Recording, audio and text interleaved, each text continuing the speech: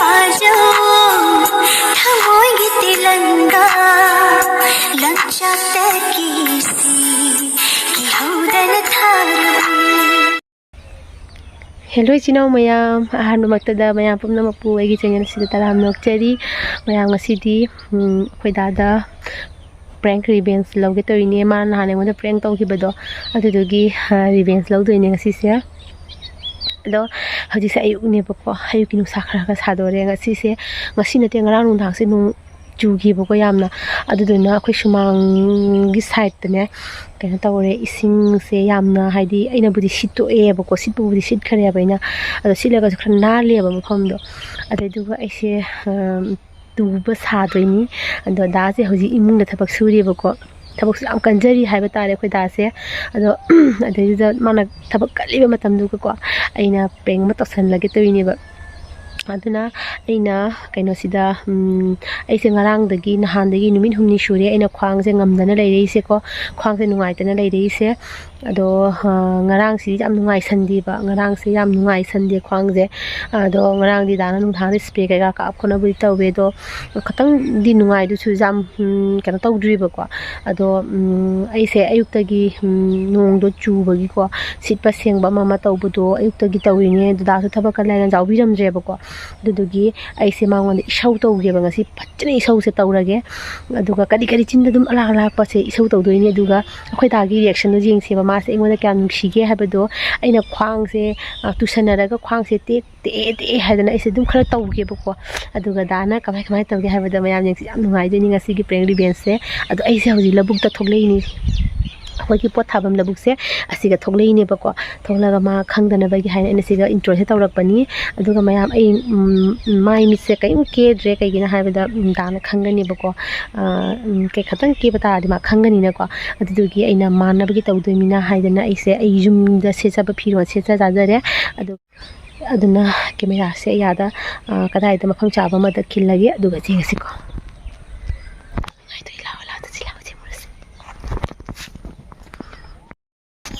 mayam aina nantha doise swai ga nantha doini ko swai ga tu doini be se swai tu ba sarage taitine ei camera asina ne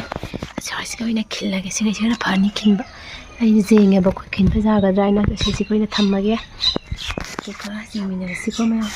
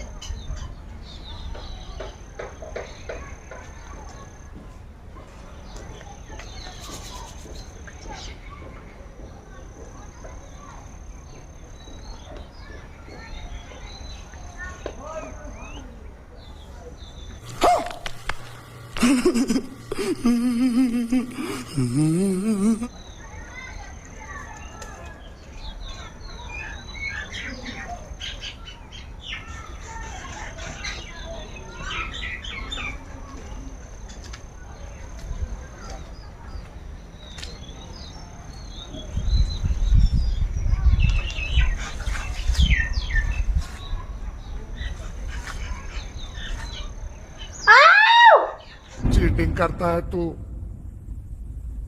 cheating cheating cheating करता है तू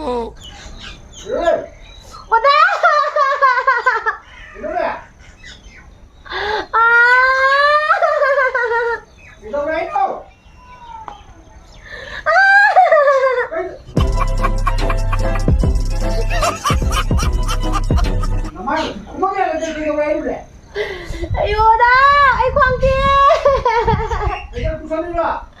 ai tu re khwang tie ne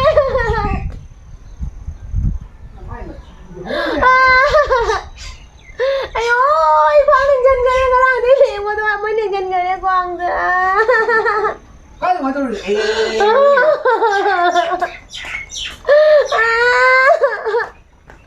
Dai khwang tie ngarang de khwang nuai ta ma khwang tie kamai tu ni che ni ga ganu 코네 지. 나 돌아가려고. 아이고 안 돼. 아이고 저기 내가 다 봄 떨어지는 미드나 따위 나더라요. 코 에이 타박도 진다. 아이고. 아 돌아가는 빨아가노. 난 빨아가노. 빨아가노. 누가 따라해 가려나? 아유 이 광냉절래 이 광대가 많이 더우니. 이제. 나 징가가노. 아이고 나 담나오가게 징가가노 나고. 아이 랭부자데 더우노 랭부자데 자. 어떻게 담아놓으 저는 미드나 따위 나더라 타박을 그래 타박을 셔나. 에이 떠오르잖아. nang chi ba shi bidam da da bina da je ngon da nang loi da bang suan na I kwang te ga li na tra nang na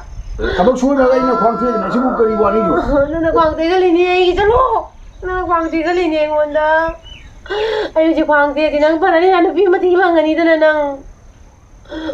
광태 내에 누비에 또 버티나 봐. 싹 투시는 강포. ba ra ga nu ai len jan le ji ba ra ki nu na ko ni 누가 내가 이거 하는 그래. 에이 폰도 에이 너 폰. nang phun tau nu na ko ni phun tau ki nu na ko ni 에이 하이게 막 무는 게 너가 우리가 저 에이 oh pi ko la ke tau soi no nang nang ta wali na tra loi na nang ta wali na tra se nang loi ta wali na tra nang 에이 손다 ai kwang te 사야 아까 뭐 자기야 봐. tanga ka nang ai mo de lenga ki nu na ko ni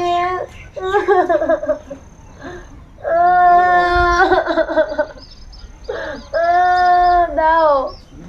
nang nupi ma thi na bagi nang tawi na tra nupi ma thi na nang tawi na tra nang ayo ai jinganu hàng em nó là chinh nghe bên tin này. đang bây giờ rồi ai cái máy tàu ni nang lấy nữa bây giờ lấy bra ôi ai biết xe ra cái pengamu ai biết xe ra cái pengamu ai kwang te ka ni daw nang tahu ni Aku deh. kali ni si loy nang tahu ni natra si loy nang tahu ni natra ai tao thắt chiếc kiếm đâu vậy ai kiếm đâu vậy phone đâu vậy cái nào tao tôi nó buồn cái này có cái này à nó nói em lấy mẹ rồi nè ai lên dần đấy kwang te ni già rồi ai khang ai kwang cái tiết tu vẫn ai khang nghe ai người nào tôi chỉ đúng cái này là trái kwang đi ra ngoài tiền nó tung mua cái lọc vào đang cái tăng nó chỉ chỉnh bị nó mua cho cái gì vậy à 뭐 지금 미래 모드나 이거 난 이 말은 꼭 짜리 제가 이리 와라 이번 넉단이 부어서 당을 깨 봐야 당을 내고 당고 자 그래 하지는 게 당을 내가 걔는 누가 이거 이마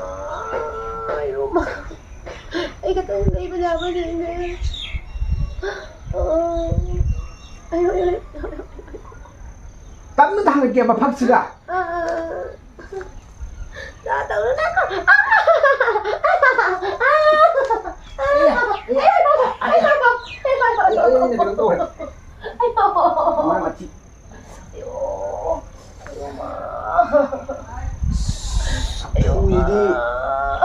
Ayo ini lagi kan iya. Ayo ma, giling mo nang. Tunggu tak kaya tangan mo ay do. Tangan mo ay do man na. Ayo. Iya. Ay ka tangan mo ay do na mo nang kari kitay no mo da. Ay di leng mo ya. Pitrubi do phayam di lumam ini. Ay leng mo ya kamay daw. Nang tiulan. Nang tiputik daw lai ay ganun daw. Ay kamay daw ni. Iya.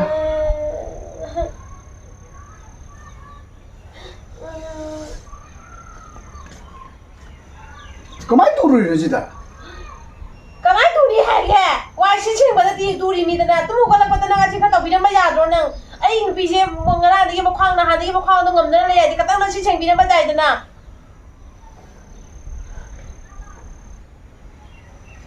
Nang di shi mai na khwang tie ko la ga ai na pham da ta na la ga nang nu pi ba si ba ki planning ka na to na to nang. Bố con sao cái này nupi đó ai muốn là bà nang nupi quá bây giờ cái này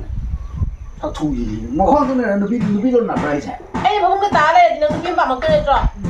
ꯄꯥꯝꯃꯣꯏꯗ꯭ꯔꯣ ꯅꯪ ꯅꯨꯄꯤ ꯑꯃ 오늘 목소리가 랑 ꯁꯤ ꯍꯨꯔꯨ ꯉꯥꯏ ꯇꯨꯁꯜꯂꯨꯔꯤꯔ ꯁꯤꯗ ꯇꯨꯕꯕꯨ ꯑꯩꯅ ꯍꯦꯛꯇ ꯑꯩ ꯈꯪꯕ꯭ꯔꯣ ꯑꯩ ꯇꯨꯔꯝꯗꯥꯏꯗꯕꯨ ꯑꯩ ꯀꯩꯅꯣ ꯈꯪꯕ꯭ꯔꯣ ꯑꯩꯅ ꯀꯃꯥꯏꯅ ꯇꯨꯅꯤ ꯑꯩꯅ ꯁꯤꯕꯨ ꯀꯃꯥꯏꯅ ꯇꯨꯁꯜꯂꯨꯔꯤꯅꯣ ꯑꯩ ꯇꯨꯕꯕꯨ ꯑꯩꯉꯣꯟꯗ ꯅꯪ ꯇꯨꯗ꯭ꯔꯦ ꯍꯥꯏꯔꯒ ꯑꯩ ꯇꯨꯒꯗ꯭ꯔꯣ ꯍꯥꯏꯔꯝꯒꯗ꯭ꯔꯣ ꯑꯩꯉꯣꯟꯗ ꯅꯪ ꯐꯣꯟ ꯇꯧꯏ ꯅꯪ ꯂꯥꯛꯑꯦ ꯑꯩꯗꯣ ꯀꯩꯅꯣꯝ ꯇꯧꯕ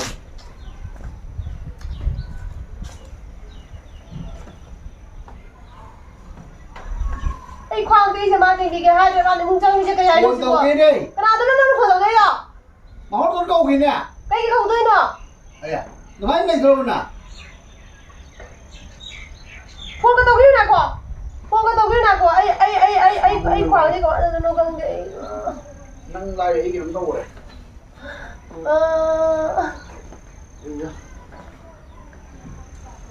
이때 너 찍는 땀이나 이제 이 니다 예쁜 날은 뭐다 누시장 먹고 뭐야 뭐이다 tusallega 누시장이로 예뻐 난 너무 할 인감 들고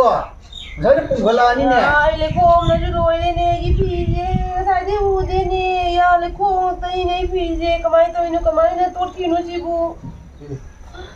오라고 아이도 그 많이 저 에이 ayo yo 난 예뻐 누시장 먹으러 뭐 해야 예뻐 누가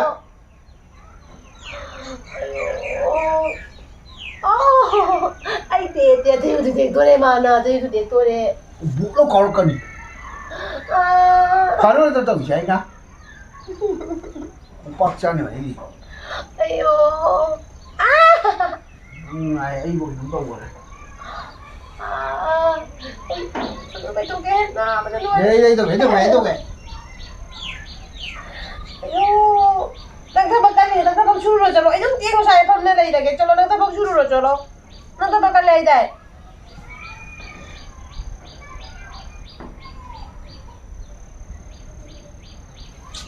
또 사니 내가 삐엔 버자니 뭐 이거 그 시간 남만 한데 그 거의 둘이네 지금 뭐 공부되니 지금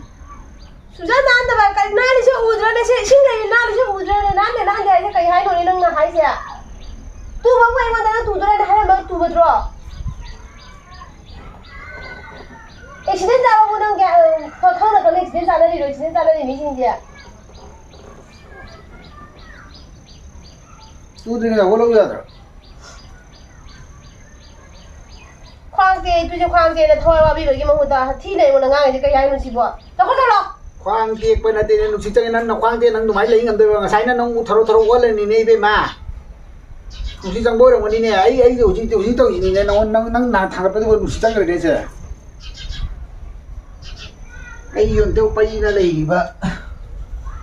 dễ nó cũng cần xoay tao bị tao xoay hai tao bị tao hai tao bị tao ai lên ngoài tiền món trong coi rồi tốt cái đó cái cái rồi tốt này cơ nó smart chúng ta lấy được bao giờ bác sĩ đi tới nó pura cái tôi rồi nè cái nó này em không ngừng chúng ta đây đây em kia tôi không biết sao chị chèn nó đây 이제 누비 đấy 누구요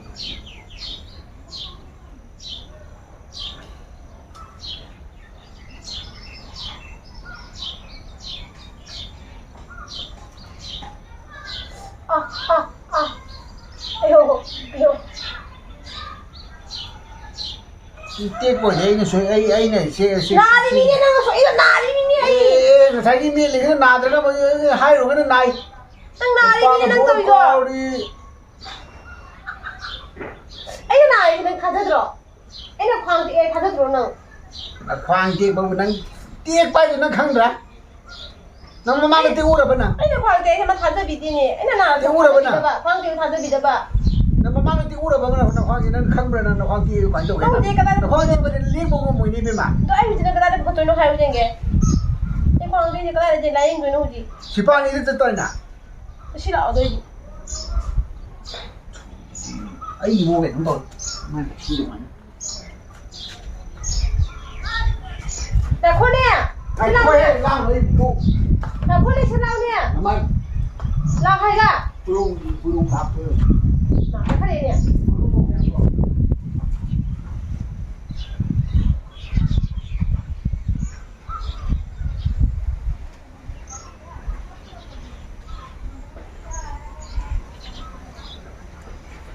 เราเนี่ยไอ้ดักจะพูดวันนี้ ngu đây này con đấy tôi câu cái này เราก็จะพูดเราดักโค้ดจะรู้ไหนโค้ดบ้าดักไปก็ตอนนั้นกินไหนโค้ด alo ดักโค้ดใครกะ mặt to nó ไหน tôi โค้ด cái เนี่ย này ไหนโค้ดที่ไหนโค้ดนั่น nó น่ะ tôi cái rồi sẽ răng rồi ชื่อตอนเดียวจะไหนโค้ดใครกะ này cô hay lắm đấy คนทำผู้ไหนคนทำผู้นี่ 와 누가 수많은 또 살리고도 시방이 잡고 그다 이거 ตั้งพี่ดูอะไรกะไอ้คนสิกะจะนี่สิกะไม่ทำให้สิกะจะนี่ก็ชิมทำไมทำใครกะสิจะได้คนสิกะจะแล้วก็สิจะเสียบะทำคน 방 나보 파는 집에 쟁이로 ทำใครกะทำ 라인 가리 보여라 어저 cái lúc 본 동전 이거 ทำใครจะทำ 간이 나면 는 벌레 그런 거 싫어 ทำผู้นี่คนทำผู้นี่ 와 두 살이면 또 다니면 파는 게 뭐지가 คนทำผู้ใครบ้าน้าดูคนทำผู้ใครบ้า 많이 나오지 คนทำผู้เล็กเลยล่ะเป็นพลังงานตัวแบบคนทำให้คนทำไอ้ทำไม่ชินตุ้มจัน 아니 자연이 ไอ้คว้างหน่วยแต่มันจะนั่งคว้างมามันจะแกมนั่งแกมยำนั่งถอยก่อนจะแก 와 근데 이 ดูอาจจะเก็บไม่ได้คิดเลย 아이 อาจจะเก็บไม่ได้คิดเลยดูอาจจะเก็บไม่ได้คิดเลยอุบระจิล้ออาจจะคิดเลยอุบระปะอุบระยังไงดูไอ้โหไอ้คว้างน่าจะน่านี่ดังน่าจะน่าจะไอ้คว้างเอาไปเถอะนั่งนานหรอปะมายามไอ้เสียควางหนาเมื่อกี้กันนั่นตกแล้วว่าคุยดาวไว้นะควางหนาเลยมาไอ้งวนตะทางกันไปดูกันในข้างบนไอ้ชุนาที่ไหนเนี่ยก็ได้ในควางสิข้างบนเดี๋ยวด้านนั้นไว้นะควางหนาเลยที่เคยเชื่อว่าควางหนาเนาะควางหนาแต่เชื่อมาเดี๋ยวทางกันนู้นให้นะมาทางนี่เนี่ยไปงวนตะข้างบนเดี๋ยวควางหนาทำกันแบบนี้ก็สนุกไงเต้เดี๋ยวด้านตั้งให้เราที่เราสัญญากันจะ 거의 하이가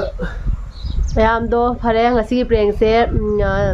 รวยได้ใช้สิกก็ดูอุลตาไอ้นาบัดทำมาอุลตาคอยดาวไอ้นักขวางนาเลยตัวอีเสียดูนี่พยายามไปให้กันนี่คอยกีพากีดกีอาศัยมากีตาร์เลยตัวอีเสียดูพยายามไอ้เพลงใช้นุ่งไงไปตาเลยก็ดีพยายามนะ like share subscribe ตัววิดีโออนุบาลที่น่าชิงนะดู next มูอีเสียอนุบาล มาพิมพ์รู้จะอังกฤษก็ใช้น่าจะพุ่มนนนั่นเลยนี่ตัวนั่งกันดู พยายามไม่เลยคอมเดชั่นจะมาดูกันใส่ก่อนเดี๋ยวจะเล่นอยู่ในคอมจริงเสียมาเนอะเมื่อกี้เนอะ เลยผมเลยใช้ไม่ได้ใช้น่าจะพุ่มนนเลยจะพูดตรงนั้นคนนั้นใช้น่าจะผมแต่ละพับเลยก็คงจะตัวมันอังกฤษที่ตัวมัน